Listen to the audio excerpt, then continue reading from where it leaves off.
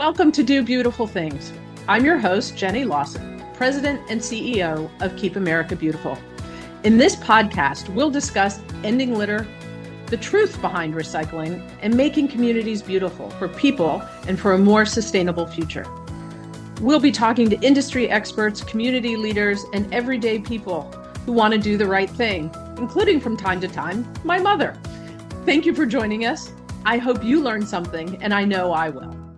Thank you for joining us for another episode of Do Beautiful Things. For those of you who've been following the journey, thank you. We're exploring questions, busting myths, and clarifying facts around recycling in our ongoing series, Recycling Reality Check. Today, you're listening to a special episode we're calling Keep the Holidays Beautiful, a guide to sustainable holidays and New Year's. We're going to share some ideas for how you might host parties, wrap gifts, and embrace the holidays, along with ways to bid farewell to your holiday decor in a more eco-friendly way. So thanks for joining us. I am delighted to welcome today McCall Vrydaghs, who is the producer of Do Beautiful Things. And together, we're going to help you celebrate sustainably. Hi, McCall. How are you? I'm great, Jenny. I'm excited that I get to be on your podcast. As a producer, as a former podcaster myself, this is really just in the heart of what I love to do. Great. Well, let's get started. Do you want to start to share with people some tips for, since we're all in that last minute rush for gift wrapping? Yeah, absolutely. And I'm actually going to use a couple of these ideas myself as I'm wrapping up my last minute gifts for the holiday. Jenny, I don't know if you're like me, but I wait until the very last minute to do gift wrapping. And I imagine that I'll probably run out of wrapping paper and I'll have to be creative. So one of the things that the team put together for ideas for gift wrapping sustainably is reusing newspaper. I know there are a lot of people that don't get the newspaper delivered anymore, but there's still a good portion of Americans that get that newspaper. And it's fun to take that newspaper and wrap up those gifts. Another idea, which is something that I think I'm going to do, is taking those fancy napkins, the cloth napkins, of course, that you use to decorate the table with, and you can put a champagne bottle in it or a wine bottle and wrap it up really nicely, or even take a scarf and wrap up something like that that's really misshaped, that doesn't necessarily work with wrapping paper. Yeah, another idea along that line is tea towels. And I just think it's a great way to sort of give two gifts in one. So finding a holiday tea towel and then, wrapping a difficult item in that, or even something that's pretty straightforward, like a round candle with a big bow. It's a great way to bring a lot of festivity and give two gifts in one. Yeah, and how cool would it be if you were shopping local and found a tea towel that was made by a local store and you're supporting local and gifting? Yeah, you're exactly right. And then there's all those edible gifts. Yeah. So, the granola, I have a friend who makes the best granola, and she sends it over in a big glass ball jar with just a cute piece of scrap fabric cut out as the sort of festive touch on that. It's completely reusable, and I look forward to eating all that granola over the holidays and sending back maybe something healthy for January when we all try and take off those holiday pounds. So it's reusable and a fun way to have an exchange with friends. For a second, I thought you were going to say send it back with a note inside that says refill, please. Oh, no, there's a good idea. Okay, so the next thing that I have on the list here is shop smart, shop sustainable. And I think it kind of goes back to what we were just talking about, is shop local, support some of those local businesses. And when you're shopping, bring the reusable bags. It's so easy to do. And here in Connecticut, and in fact, I was just out in California a couple weeks ago. They don't have bags. You have to figure out how to walk out with what you've got if you didn't bring one or didn't buy a reusable bag in the store. So I think it's a great idea to carry your reusable bags. with you. And many, many brands now who do give you a bag make those reusable, so you can use them in other locations. So I have a stash in the car. I have a stash, in my office. I stick one in my briefcase because you just never know when you're going to need to stop in and pick up a little something, especially all of the groceries that we buy this time of year. The other thing is to look for recycled content, even in your shopping bags. It's a Mhm. really great thing to find those bags that are made from recycled material. Recycled material is really changing, and there's some beautiful fabrics out there that are soft to the touch and really warm and have a lot of wicking and heat retention properties. So it's an exciting time to be able to start to make choices that are more sustainable. And then there's all those people, who do the upcycling. They'll find things from the thrift store and blend them together to make a cute dress out of what was a too short skirt and a too long top. People are way more creative than I am, but it's a really good way and a fun time of year to close the loop. Yeah, and speaking of closing the loop and shopping, and we said remember to bring those reusable bags unless you live in California and New York. It's just built-in habit that you have to bring it to the grocery store. But say you forget and you do take the plastic bags home. The next time you go to the store, they have those bins. As soon as you walk in, gather all the plastic bags and take them with you and put them in that bin. Next time, you'll probably remember because you're bringing that bag of plastic bags with you to bring your reusable bags. But it's a way to close the loop and to get rid of all those plastic bags in a very eco-friendly way. That's right. And if you just think about the carbohydrates this time of year and the sweets, the breads and the rolls and all the bags they come in, those things don't go in recycling. So they need to be recycled at a facility that can handle that. So put those bags all together, take them back to the grocery store or those big box stores and really help to improve recycling. It's a great, great, great piece of advice. And then there's all the cards, right? Like Yeah. this time of year, I love getting cards from people. And I've got an aunt and a cousin, and together they take cards from over the years and cut them out and recreate these sort of homemade cards that are beautiful. Somebody's got the knack with the scissors and they add their own personal little designs around them. So it's a wonderful project for kids and families of all ages to create those Christmas cards rather than buy those new. Especially if you're a scrapbooker. I think you can do a lot of creative things with those cards that you get sent to you. And again, if you're not that creative, and we're all really busy this time of year, looking for the recycled content on Mhm. cards, there's so many great cards that are made from recycled content these days. We're lucky to be able to find more sustainable choices in what we buy. Absolutely. I think this next tip you can speak to personally, Jenny, about hosting an eco-friendly gathering. You invited the whole KAB team to your home over the summer, and we had an eco-friendly gathering of the team. So, what tips or advice could you give? It's not that hard. There are easy things that you can do. Use your everyday dishes, stacks of your everyday dishes with colorful raffia bows on the napkins, recycled napkins, or even use cloth napkins tied with a bright holiday bow can be a great holiday tip that's easy to implement, cuts down on unneeded paper products and unneeded waste.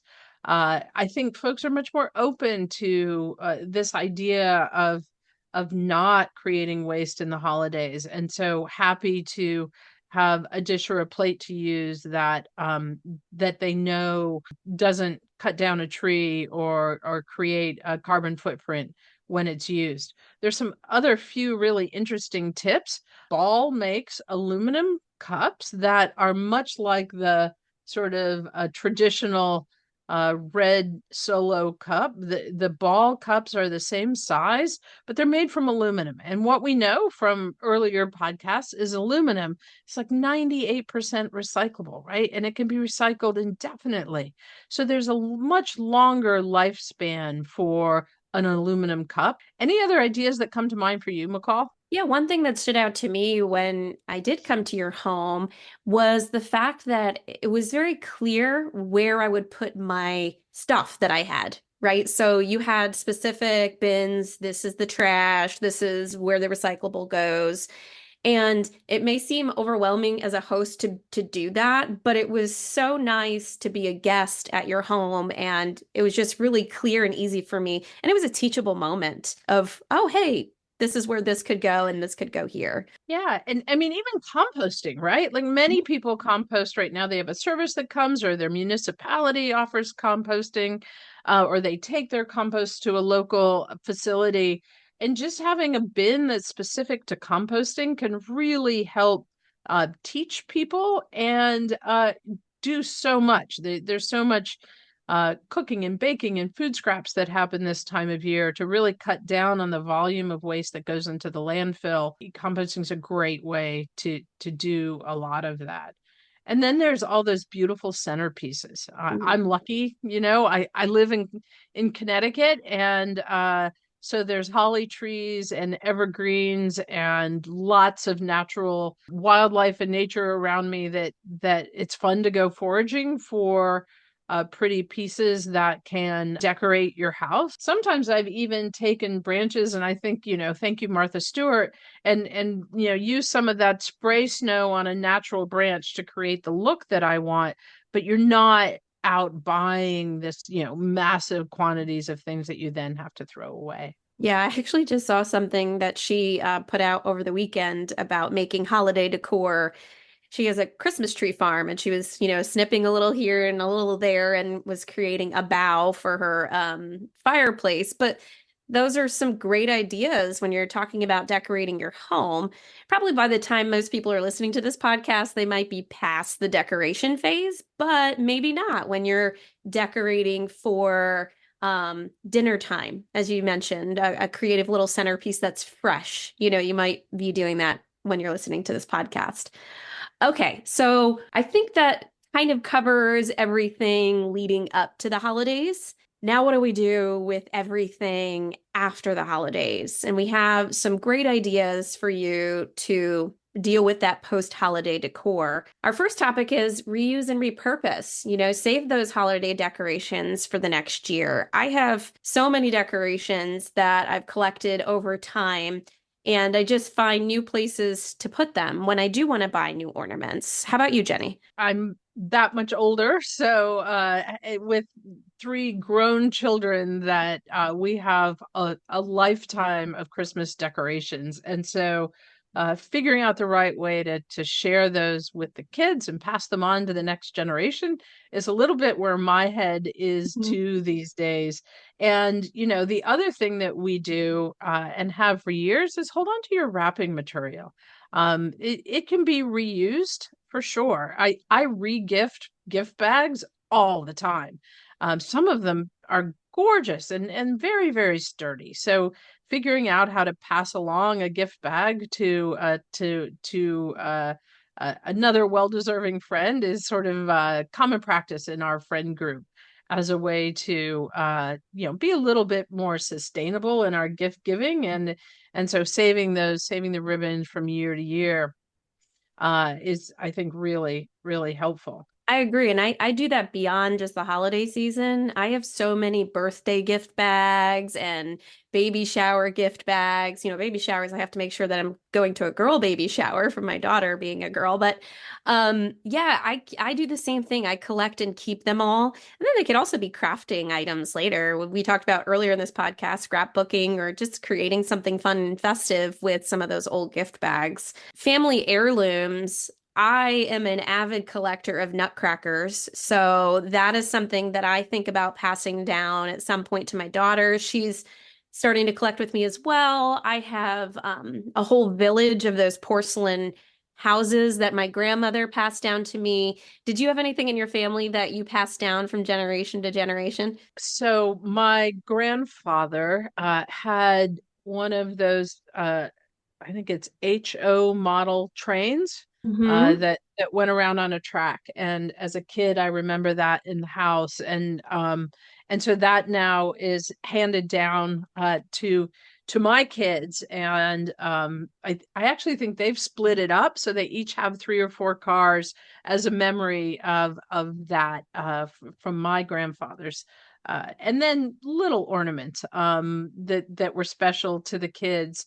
My daughter, who's the third child, always talks about the fact that there aren't very many ornaments with her name on it. We were sort of tired by then, and so there are some really funny, silly, special ornaments that we just hold on to over the years. And and that's how you create the memories. It's not always what you buy; it's how you remember the experience and the time together. Well, I think that's the easy topic that we've hit, the things that mean something to you or easily can hold on to another year. But we do have some items that we have to sort and separate and make sure that we are disposing of them properly. And so one of the things we talk about is trying to separate, your metal decorations from your plastic figurines, natural materials like your wreaths and your pine cones for composting, things like that, right, Jenny? Well, right. And there's the packaging and there's the ribbons, right? And you want to kind of separate those two so that, paper can be recycled in some cases, and the ribbons maybe not. And so to really make sure you're taking just that minute, you don't need to get the tape off. That's not such a big deal, but taking anything that's got metal or plastic ribbons or decoration, separate that from the paper to make sure that you're helping our recycling partners as best as we can. Absolutely. And the next part would be once we've separated them, we're disposing where they need to go, recycling bin, garbage, or composting. We have leftover stuff. Why not donate, right? Absolutely. When you can, natural materials or other things that get donated for what their component pieces are. So are there bells that, can be used for crafting at the local elementary school or the senior center? Are there cards that can be repurposed, as we talked about earlier, for next year?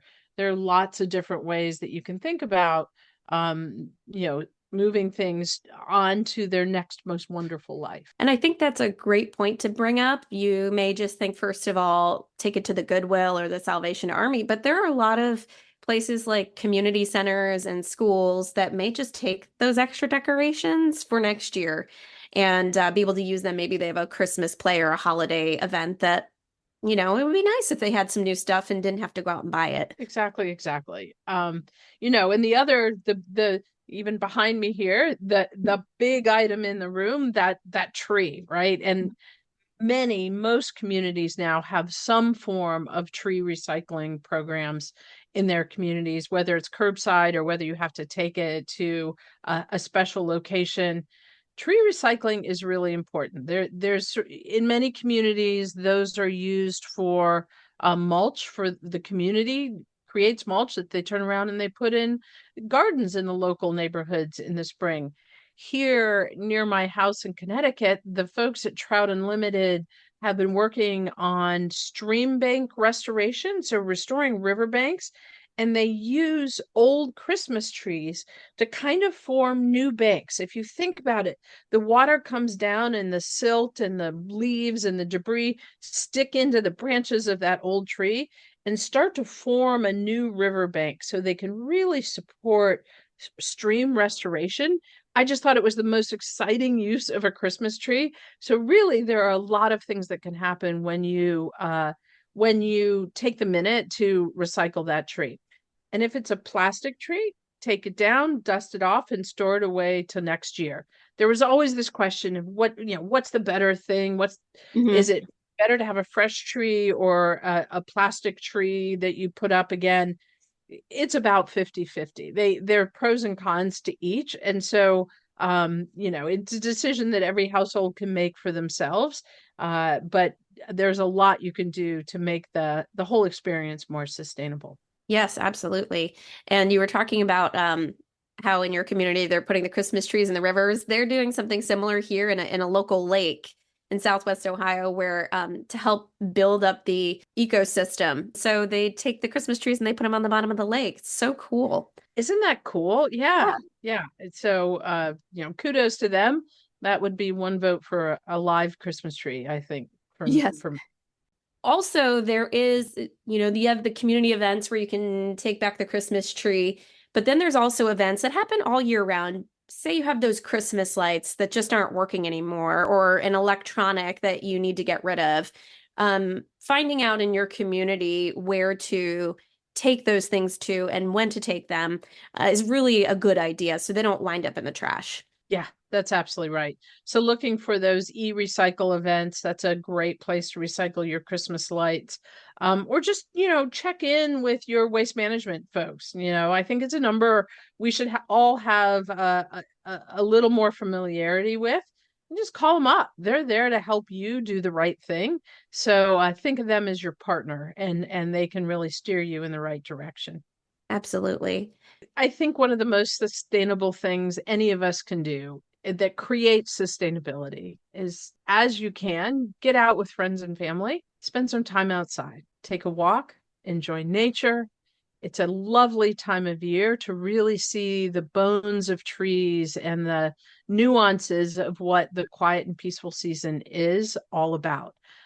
Together, these things help us understand the cycles and the loops, the closed loop of our own existence. And so in this holiday, I just really do invite peace and good wishes to all of you.